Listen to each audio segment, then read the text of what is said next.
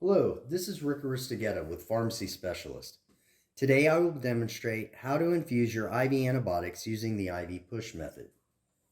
You're going to need a clean work area. You can simply do this by wiping down the surface where you're going to put your supplies and do the infusion. Next, you will need to thoroughly wash your hands with soap and water. Now we will prepare the clean work area by laying out a paper towel and begin to gather the necessary supplies. Make sure that you have your cheat sheet available. It lists all the necessary supplies as well as the step-by-step instruction on how to administer the antibiotic. The supplies that you're going to need are hand sanitizer, gloves, alcohol prep pads, a heparin flush, a couple of sodium chloride flushes, as well as the IV antibiotic. Make sure that you double check the label on the IV antibiotic. This label will have the name of the antibiotic, the expiration date, your name, and the length of time necessary to do the infusion. Most IV push antibiotics are going to be done in 3 to 5 minutes. Also, as a safety measure, your antibiotic is going to have a color-coded cap, whether red or blue. Antibiotics that are going to be going through the red cap will be daptomycin, and antibiotics going through the blue cap are going to be ceftriaxone or Ancef. Now that we have prepared a clean work area, gathered all the necessary supplies, and verified our labels, we are ready to begin the infusion. It's a good idea to get out a timer or have a clock nearby where you can time the length of the therapy needed for this IV antibiotic. The first step in the process is we're going to need to use hand sanitizer, get our hands clean. It only takes about a dime, maybe a nickel, depending on the size of your hand. And you're going to rub that into your hands. Make sure to get in between those fingers and on tops of your hands. Then you're going to let those air dry for about 15 seconds. By letting them air dry, it's going to make it a lot easier to put on your gloves. You don't want to blow on your hands because then you would recontaminate them. So let them just air dry and then slip on your gloves. Gloves come in all colors, shapes, sizes. I'm using purple. As you can see in the video, there's some blue ones down there. They're just smaller size. On our gloves.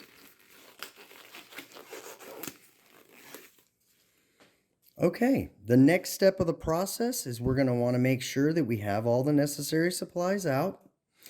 We're going to break the seals on each one of our injection devices.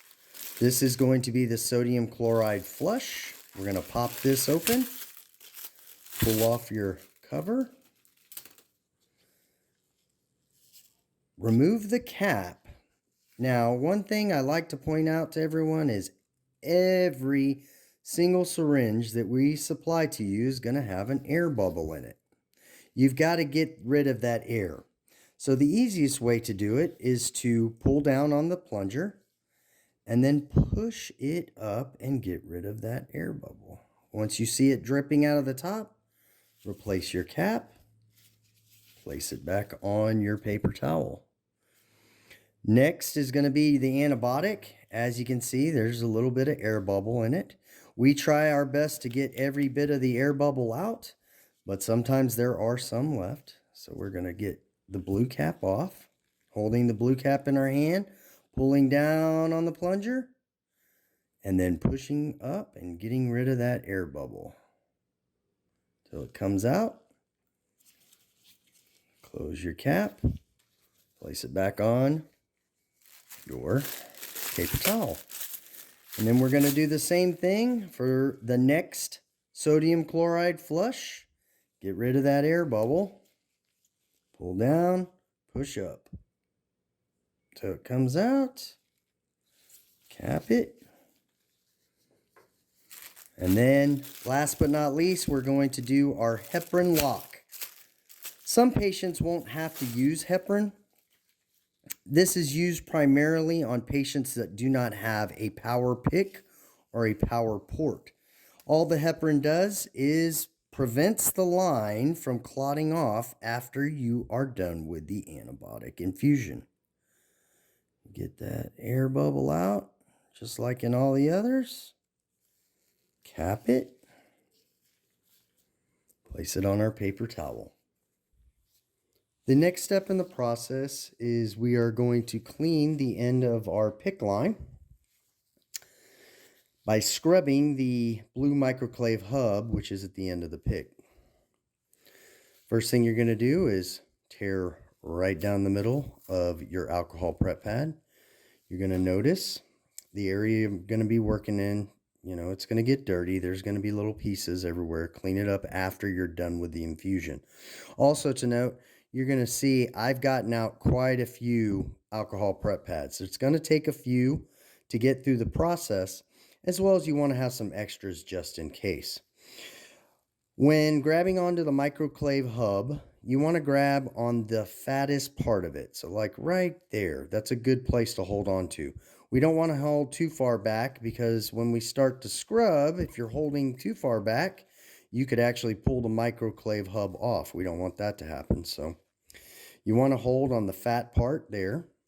Take your alcohol prep pad, open it up, flatten it over the sides here, and scrub. You want to scrub for a minimum of 15 seconds. That can be the ABC song, the happy birthday song. You can look at a clock, see how much time you've gone through. 15 seconds, count to 15 Mississippi. What I like to tell my patients is 5 on the sides, 10 on the end.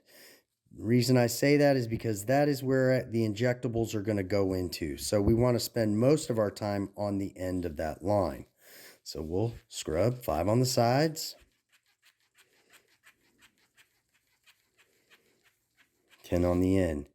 You can actually hear me scrubbing because the friction in the alcohol is what's going to get it clean. Scrub it out.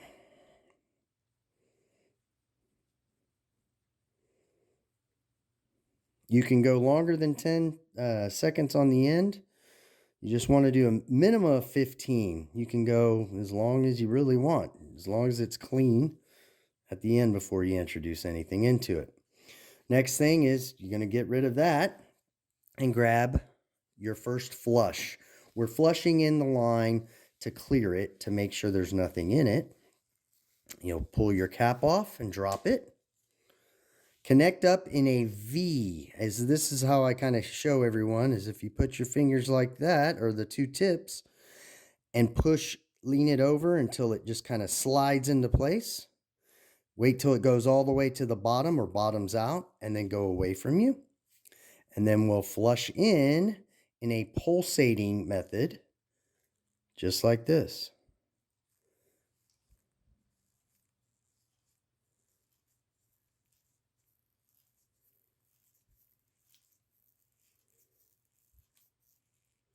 Once you're done, or you get close to the bottom, I usually stop around 1 on the plunger. Disconnect the flush, throw it off to the side. Like I said, area is going to be dirty. Next step is going to be grab the next alcohol prep pad. We got to scrub it again. Tear it right down the middle. Scrub it out. 5 on the sides.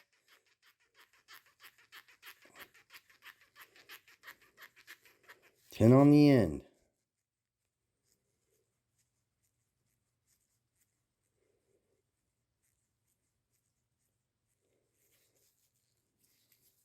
Grab your antibiotic. Remember to read the label and see how much time you're going to administer it. Like I said before, it's usually 3 to 5 minutes. Just the same way as you hooked up the flush in a V. Lean it over, push it in until it bottoms out, twist forward, and start going in.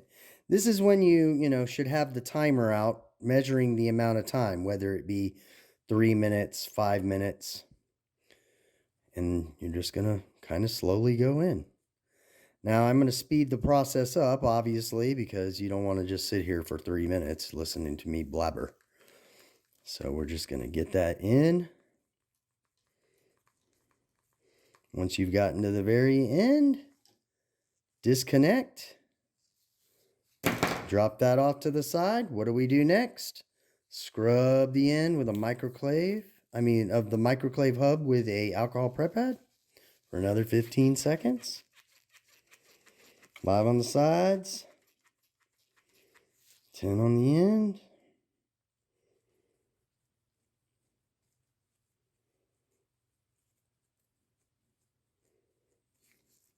Here comes the next flush of sodium chloride.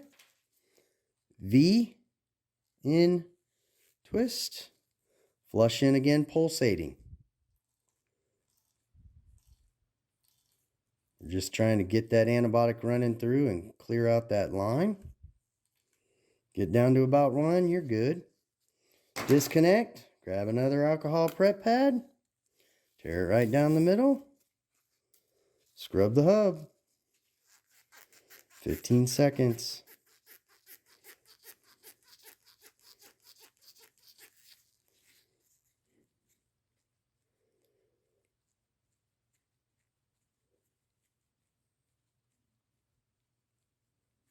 All right, and then we're going to take our heparin flush, which is only 5 mLs. It's about half of what the flush is for the sodium chloride.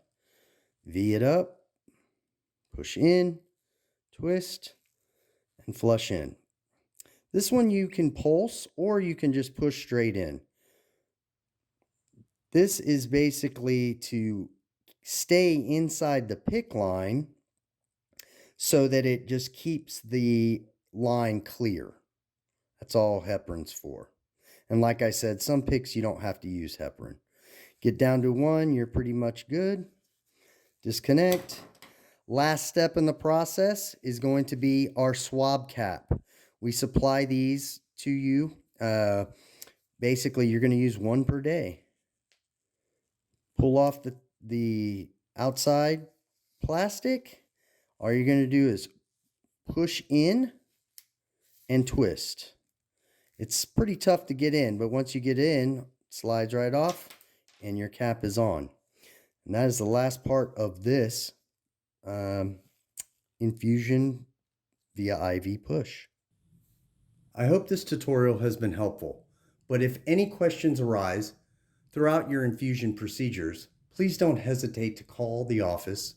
We have staff on call 24 hours a day, 7 days a week. Thank you.